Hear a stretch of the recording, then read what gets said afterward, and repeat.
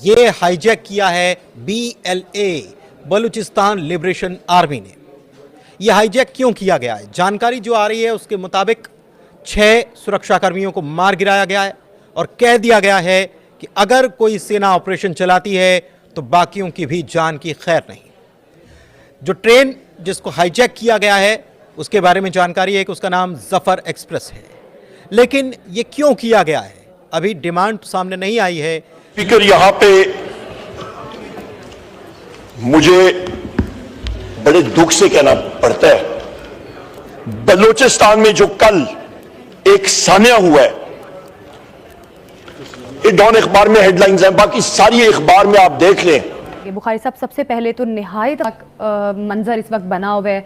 450 मुसाफिर उस ट्रेन में सवार हैं और दहशतगर्दों ने इस ट्रेन को कैप्चर किया हुआ है। सिक्योरिटी फोर्सेस ऑपरेशन तो कर रही हैं, उम्मीद भी की जा सकती है कि सूरत हाल बेहतरी की तरफ आ जाए।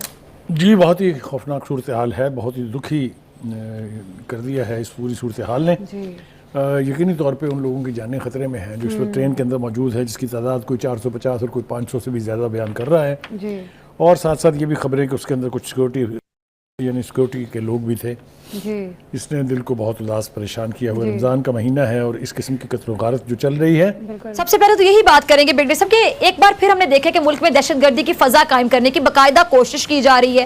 वो अलग बात है कि इनको मुंह की खाना पड़ी, लेकिन अब ऐसी क्या चीज है जो भारत को, नरेंद्र मोदी को, इनकी RSS की सोच रखने वाले लोगों को चैन से नहीं दे रही और बार बार पाकिस्तान में दोबारा इंटरफेरेंस करने की कोशिश कर रहे हैं? उसकी रियलिटी आज हमने आपको बता दी कि पाकिस्तानी रियासत हमेशा से यह चाहती रही है कि बलूचिस्तान में डेवलपमेंट हो, तरक्की हो। आप मुझे बताएं, अंग्रेजों ने तो बलूचिस्तान को पत्थर के दौर में रखा हुआ था, उससे कई 100 साल पहले सरदारों ने बलूचिस्तान को पत्थर के दौर में रखा हुआ था। आप देखें, एक तरफ पर्शिया की सिविलाइजेशन थी, ईरान और अफगानिस्तान की बेहतरीन सिविलाइजेशन थी, बड़े बड़े शहर आबाद हुए सदियों। यहां पर इंडिया में, सिंध में बड़ी बड़ी सिविलाइजेशन बनी, बलूचिस्तान में कौन सी सिविलाइजेशन बनी? पिछले 500 साल में बलूचिस्तान में इन सरदारों के इलाकों में जो बलोच सरदार हैं, यहां कौन सी यूनिवर्सिटी बनी, या कौन सा मदरसे बने, या कौन सी सड़कें और तालीमी निजाम बना? और मंजर इस वक्त बना हुआ है। 450 मुसाफिर उस ट्रेन में सवार हैं और दहशतगर्दों ने इस ट्रेन को कैप्चर किया हुआ है। सिक्योरिटी फोर्सेस ऑपरेशन तो कर रही हैं, उम्मीद भी की जा सकती है कि सूरत हाल बेहतरी की तरफ आ जाए।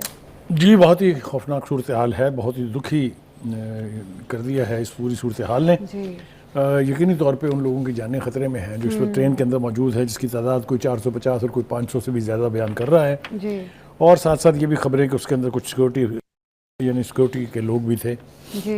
इसने दिल को बहुत उदास परेशान किया हुआ। रमज़ान का महीना है और इस किस्म की कत्ल गारत जो चल रही है अपने आकाओं से, जो हिंदुस्तान में बैठे हैं, जो अफगानिस्तान में बैठे हैं, जो कहीं और बैठे हैं, उनसे राब्ते में हैं। ये बात उन्होंने कंफर्म कर दी है। देखिए, Balochistan is bleeding for a long time. Balochistan insurgency एक एलिमेंट है, लेकिन ये इंटरनेशनल साजिशों का निशाना रहा है बहुत तवील अरसे से।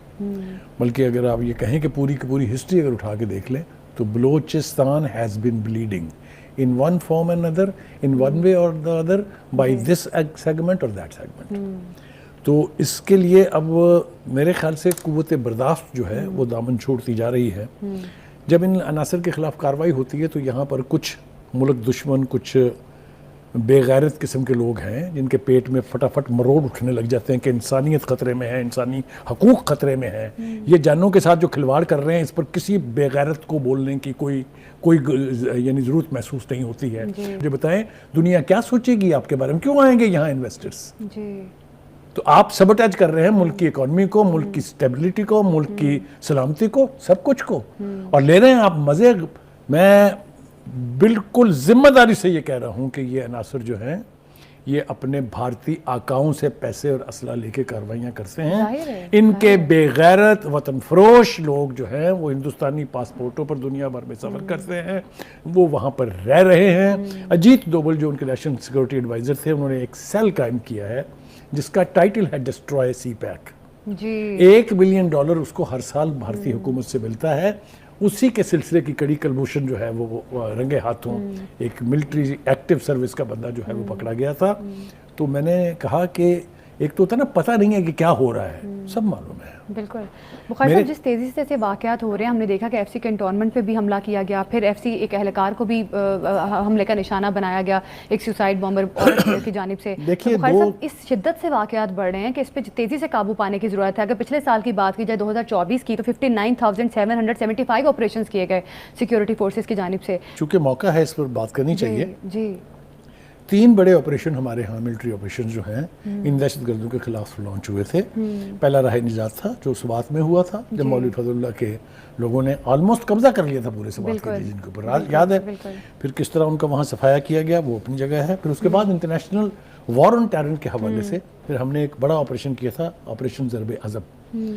शहादतें हुई उसमें, कुर्बानियाँ दी लोगों ने सफ़र भी किया उसमें, लेकिन इस फितने से बहुत हद तक जान छूट गई थी। जो बाकी मानदा इनके आउटफिट्स थी रह गए थे स्लीपर सेल से, उसके खिलाफ फिर एक तीसरा ऑपरेशन शुरू हुआ जो था ऑपरेशन रद्दुल फसाद। उसके दौरान भी बेपनाह नजराने हमारी पाकिस्तानी अफवाज के लोगों ने दिए जानों के, लेकिन अल्टीमेटली एक तवील अरसा हमने देखा, 10-12 साल का अरसा बड़े आराम से गुजर गया। लेकिन उसके बाद से इस फितने ने फिर सर उठाया है। उसकी मल्टीपल रीजंस हैं। इसके इंटरनेशनल स्पॉन्सर्स हैं जो नहीं चाहते कि पाकिस्तान में स्टेबिलिटी आए। इसमें सी पैक के दुश्मन हैं जो नहीं चाहते कि पाकिस्तान की जो इकॉनमी है वो बेहतर हो, जो पाकिस्तान और चाइना की कुर्बत को देख के जिनकी रात की नींदें उड़ जाती हैं। आपको याद होगा एक रजीम है पूरी, अब उसका मैं यहाँ इस वक्त जिक्र करना नहीं चाहता था, लेकिन एक है ऐसा इरा जिसमें उसके ऊपर एक से ऊपर दूसरी ईंट नहीं रखी गई, बिल्कुल एट ए हॉल्ट था। कहने का मतलब ये है कि ये जो अनासर ये कर रहे हैं, जो इनके स्पॉन्सर्स हैं, उनको कोई माफ़ी मिलनी नहीं चाहिए। आप देखिए एक ऑपरेशन अभी अंडर वे है which is called Pakistan operation Istehkam Pakistan. बताइए किसने मुखालफत की थी उसकी? केपीके की हुकूमत ने और पीटीआई ने। देखिए बुखारी साहब, सबसे ज़्यादा अलार्मिंग हालात तो केपी और बलूचिस्तान के, इसलिए कि उनके लाए हुए लोग उनकी नाक, मुझे बताएं ना, पंजाबी कर रहे हैं, बाहर से आते हैं लोग? जी नहीं, वो अफ़गानिस्तान से आते हैं। वो अफ़गानिस्तान में चूँकि उनकी आउटफिट्स जो है पनप रही हैं, उनको वहाँ की हुकूमत की सरपरस्ती हासिल है, उनको ला के यहाँ बसाया गया था। अभी वीडियो ट्रैवल कर रही है, अगर आप देख रहे हैं चाहें तो यूट्यूब पे जाके देख लें, जिसमें खान साहब जो है बड़े फ़ख्र से कह रहे हैं कि मैं उनमें से 40,000 लोगों को यहाँ बसाया मैंने, जिसमें से 10,000 8 या 10,000 जो जंगजू थे। तो फिर क्या करें, किसको दें इल्ज़ाम, किसका गिरेबान पकड़े, मुझे बताइए ज़रा। अब वो अनासर फैल गए हैं यहाँ आके, हमारी लोकल पॉपुलेशन जो है पश्तून उसमें रच बस गए हैं, आप आइडेंटिफाई भी नहीं कर सकते उनको। और ये कौन लोग होते हैं जो आके मारते हैं? ये पैटी क्रिमिनल्स होते हैं, अफगान हायर्ड गन्स होती हैं। इंडियन नेशनलिस्ट नहीं आते इस चीज में। वो क्यों भाई? कत्ल करना है, 20,000 रुपया दो, 50,000 रुपया दो, लाख दो, 2 लाख दो। जो बात पता चली थी, होता क्या है कि एक इंडियन इंटेलिजेंस का बंदा जो है वो एक बंदे को किसी मिडिल ईस्ट के अंदर, लेट्स से दुबई के अंदर, किसी बंदे के साथ गप मारेगा, किसी बिजनेसमैन के साथ, और वहां से फिर वो बंदे ढूंढेंगे पाकिस्तान के अंदर। उधर भी पाकिस्तानी होंगे, दुबई के अंदर या मिडिल ईस्ट के अंदर, इधर भी पाकिस्तानी होंगे, लेकिन पीछे इंडियन डीप स्टेट के लोग होंगे। और वो क्या करेंगे? फिर वो पैसा बेचेंगे, पैसा भी पाकिस्तानी बेचेंगे। इंडियंस पैसा उधर ही देंगे, पैसा भी पाकिस्तानी होगा, दुबई में भी पाकिस्तानी होगा, पाकिस्तान में भी पाकिस्तानी होगा, और वो सारे के सारा यहां पे बैठ के चीजें करेंगे। अब सिर्फ इसी चीज से आप अंदाजा लगा लें कि क्या हो रहा है और क्या नहीं हो रहा। और बहुत सारी असैसिनेशंस हुई हैं, बहुत सारी। रिमेंबर दिस थिंग इन पाक, भाई इस चीज को याद रखें, बहुत सारी असैसिनेशंस हुई हैं। थोड़ी असैसिनेशन उन्होंने नहीं की। और ये जो किलिंग्स हो रही हैं, ये वही हैं, वो कहते हैं जी ये यूएन डेजिग्नेटेड टेररिस्ट ग्रुप्स हैं, लश्कर ए तैयबा, जैश ए मोहम्मद। और वो क्या था? घुस के मारना मीन्स कि जिन लोगों ने कश्मीर में इन्वॉल्व थे। और मैसेज किसके लिए था? जो कश्मीर के अंदर मुजाहिदीन थे, कि अगर तुमने जिहाद छोड़ भी दिया है, अगर तुम अब इस चीज में नहीं हो, फिर भी हम आएंगे और तुम्हें ढूंढेंगे, ढूंढ के निकाल के मारेंगे। ये काम उन्होंने बाकी जगह में दुनिया में भी किया और यहां पे भी कर रहे हैं। लेकिन पाकिस्तान साइलेंस दिखा रहा है, साइलेंस। पहले तो हर वो बंदा जो इंडिया से रिलेटेड पाकिस्तान के अंदर है, और इंडिया जिसका ताल्लुक किसी नॉन स्टेट एक्टर से है, जिसने इंडिया को नुकसान पहुंचाया किसी ना किसी तरीके से, as per the Indian philosophy. तो दोस्तों देखा किस तरीके से पाकिस्तानी सुरक्षा कर्मियों ने BLA के सामने घुटने टेक दिए हैं, और रेलवे के अधिकारी हैं वो भी कमज़ोर, पाकिस्तान की आर्मी है वो भी कमज़ोर।